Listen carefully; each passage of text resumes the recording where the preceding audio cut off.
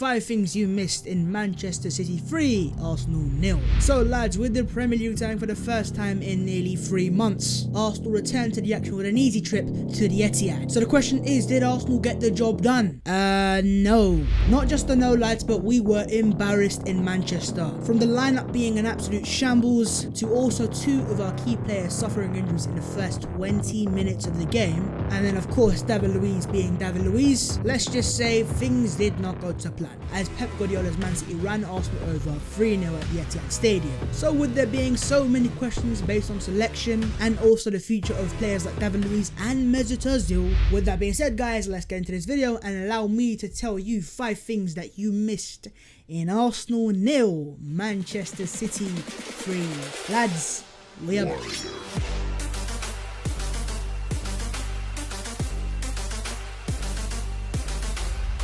Are you telling me I waited a good 3 months of begging for football to come back, and I'm saying God just bring football back, only for it to come back and me to witness my team get annihilated in Manchester? Welcome back to life as an Arsenal fan. Yo, what is on guys, my name is Arsenal and welcome back to my channel. In today's video lads, we are back to discuss the return of the Premier League as Arsenal got destroyed by Man City 3-0 at the Etihad Stadium and basically taken away all hope that we had of getting into the Champions League places. Now of course your boy also did a live watch along to the game, and let's just say I was not happy and I found it very hard to keep my frustration in, and I'm hoping to God in today's video I don't let it all out, because David Luiz bro, you're testing my limits. But with that being said, quickly before we get into the video, make sure to go down there and smash a like on it, subscribe to the channel, and also comment down below your thoughts and your opinions on the game, on the future of the likes of David Luiz, Mesut Ozil, and also what's happening at Arsenal. Follow all my social media, subscribe to the Offsiders, and vote for me at the Football Content Awards. Links are in description. But with that being said guys, let's get into this video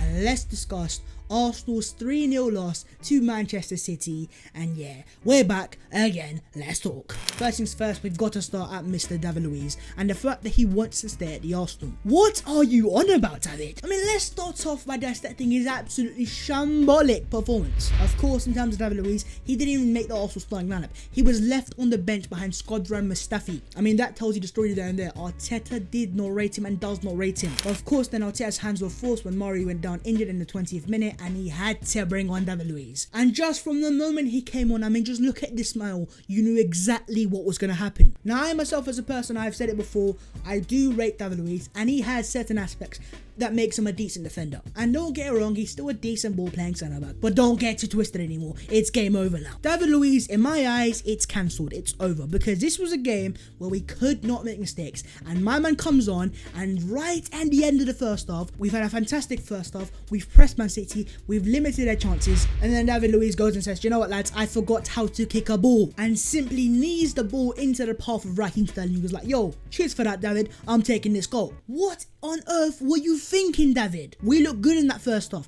and do not get it twisted, Arteta's tactics were working to a certain extent. I'm not saying if we hadn't conceded then we would have won the game, but what I am saying is by conceding a goal in the worst moment you can, it definitely did not help us going into half time, because you've worked the entire half, and just like that, all the morale and the confidence is sucked out of you because your defender can't clear a ball. It's not like I'm asking David Luiz to make a last minute slide tackle or do something that's out of the world. All I want from you, you Brazilian centre back, a player who's played in the World Cup, a player who's played for PSG in the Champions League, won titles at Chelsea, he can't make a basic clearance. And it's not just a clearance lads, that second goal as well, he gives away a penalty and gets sent off as well. I mean, do you want to get released of your Arsenal contract tonight? Because what it looked like to me was David Luiz just didn't care. So what I don't understand is a man of such experience makes such basic errors, and you have to hold him accountable for me for the reason why Arsenal didn't win the game. And then of course after the game, David Luiz came out and decided to give an interview to Sky Sports, and some of what he said in that interview was very interesting. In terms of the first thing he mentioned straight away was the fact that he wanted to take all the blame for results. So you know what, okay, we understand that you did cost us the game, David. But he also mentioned the thing about 2 months ago and how he regrets not signing a contract. Now that is very interesting, because what I think David Luiz is saying is he wanted to sign a contract back 2 months ago, but his agent Kai Jorbas had held him back, and now what his contract due to expire at the end of June, looking back at it, he probably would have signed that contract. And so after a performance like today where the man had an absolute disaster class of disaster class, I think it's fair to say he knows himself this might have been his last Arsenal game. Because of course with him being sent off, that does mean he's going to miss our next 2 games, meaning by the time he's next available for an Arsenal game, that will be after June, after his contract expires. So the question really is to Arsenal now, do Arsenal choose to extend his contract? Of course, Arteta even came after the game and he was asked about the situation and he said, we're going to keep it internal and we're not going to say anything about it. But for me personally, lads, my personal thoughts is I think David Luiz may have just played his last ever game for Arsenal. Talk about going out on a bang, on a very bad bang. Moving on to the next thing, lads, and that is Mesut Ozil's career at Arsenal over? Yes, you heard that right. Because not only was Mesut Ozil left on the Arsenal bench, he didn't even make the bench. Arteta chose to completely leave him out of the squad. Now, of course, in previous managers like Unai Emery, we've seen Ozil being left out of the squad before with injuries or back injuries or whatever you want to say, but today it was completely different because Arteta came straight out after the game and he said straight to the media, Ozil was not left out for injury concerns, he was left out for tactical reasons. Yes, you heard that right. Mikel Arteta personally believed that Mesut Ozil was so useless in his game that he didn't even put him on the bench. Now, we're talking about a player who was ex-world class, a German playmaker who's won the World Cup, won 5 German Players of the Year, and he was a baller in his day. So for Arteta to completely drop him from the squad tells me this is his career over at the Arsenal. Now, I can bet you right now, if Mesut Ozil was on a 100 grand a week contract, he would have definitely made that bench. But for me personally, to leave him out of the squad, I think it's a massive indication that Arteta wants him out of the Arsenal. So comment below your thoughts on, do you think this is the end of Mesut Ozil's Arsenal career? Because personally, I think so. Moving on to the next thing, lads, and that was Arsenal transitioning into a 4-3-3. And this actually links very well to Mesut Ozil, because with Ozil being left out of the squad, Arsenal chose to play Joe Willock instead, and that's a player who, as you guys have seen already on the channel, I said he should have started. Now, was he great and did he rip Man City apart? Well, no. I think the reasons why I wanted to see him start was the exact reasons Arteta started him as well. Mikel, do you watch Basketball Team videos? Because by starting Joe Willock, you can see straight away Arsenal transitioned into a 4-3-3, which under Mesut Ozil and with Mesut Ozil, you cannot do that. Because Mesut Ozil is an out-and-out number 10 and you can play him out wide, but he no longer has the speed to play out wide either. So when you have Mesut Ozil, you have no more choices but to play the 4-2-3-1 system with 2 sitting players and 1 attacking midfielder. And that's a formation that Arteta doesn't want to go with it. So when Arteta says tactical reasons for dropping Mesut Ozil, it's very simple. Arteta does not see Mesut Ozil fit to play in any single position in a full 3-3 system. And that was of course the formation he went with today, with a midfield 3 of Willock, Guendouzi and Xhaka. But of course with Granit Xhaka going off injured in the first 2 minutes, that was a massive blow for the Arsenal, because in terms of Arteta and Xhaka, he's a very key player for Arteta, and especially in that 4-3-3 system as well. So yeah, the third thing that you guys might have missed is the fact that Arsenal finally transitioned into Arteta's preferred formation, which is the 4-3-3. Did it work? Well, to an extent. In the first half it was working, we were pressing, but again lads, look at the scoreline, 3-0 Man City. I don't know. Moving on to the fourth thing that you might have missed, and that is the fact that Eddie Nketiah is preferred to Lacazette by Mikel Arteta. You say what? That is right, Mikel Arteta once again decided to leave Alexander Lacazette on the bench and instead decided to start man like Eddie Nketiah. Now of course, if this was just a one-off thing, then maybe you could say alright, it's nothing to make out of it, but this is just one of many occasions where this has happened, because not only did Arteta start Nketiah over Lacazette today, he started him against Everton, Newcastle and West Ham as well. And so what today solidified for me was the fact that for me, I think Arteta now prefers Eddie Nketiah to Alexander Lacazette, which is a completely massive decision to make. So does that mean in terms of in the summer, are we going to look to move on Lacazette? Are we going to look to sell Lacazette? And in terms of my personal thoughts of starting Nketiah over Lacazette, I'm not sure about it. I mean, Nketiah has some decent ability, he's a good goal scorer, but Lacazette's Lacazette, he's still a good player. Yes, he's not had the greatest seasons, lads, but last season, he was our player of the year. And again, like today, maybe you could say we should have started Lacazette over Nketiah. But again, by Arteta starting Nketiah over Lacazette, I think what it showed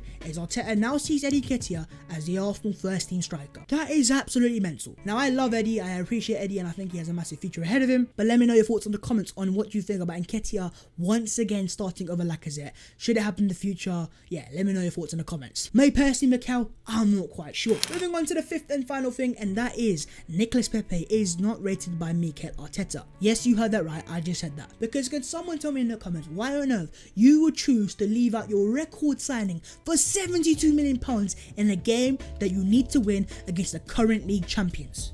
it's because you don't rate the guy. Now, of course, that's a massive statement to make, and maybe I'm reading too much into it, but I'm just thinking this is another big game, and Arteta has completely chosen to leave Pepe out. And I think for me, lads, it's been an accumulation of things that have happened between Pepe and Arteta so far at Arsenal that just makes you think, does Arteta really rate Pepe? Because even if you go back to some of his best games at the Arsenal, even the game against Man United where the man scored a goal, Presence FC was there, Arteta actually chose to take him off in the 60th minute of the game and bring on Reece Nelson, which for a player who was on fire that night made no sense to me. And then if you go into today's game, you know, you left him out of the game that you need to win against City. He's your best winger, he's your best attacker at times as well, and you've completely left him out of the first team, and you've not even brought him off the bench. Because that is right, in the 60th minute when Arteta chose to make his remaining 3 subs, he decided to bring on Reece Nelson over Nicolas Pepe, and also over Gabriel Martinelli. What's happened there? And for me, lads, I still can't get my head around why you would not start a player like Pepe. He is our best dribbler, he's a fantastic goal threat, he would have had Benjamin Mendy on ropes. I just personally cannot understand the logic behind not starting him,